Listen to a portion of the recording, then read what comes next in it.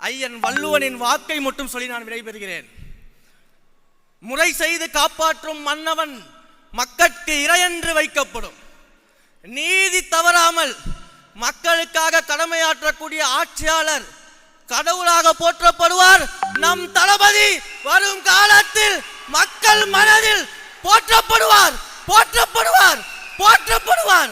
2026 தமிழக வெற்றி கழகத்தின் ஆட்சி அமைகிறது. தலைவர் முதல்வர் ஆகிறார், நல்ல ஆட்சி கொடுக்கிறார் என்பதில் எந்த மாற்று கருத்தும் இல்லை.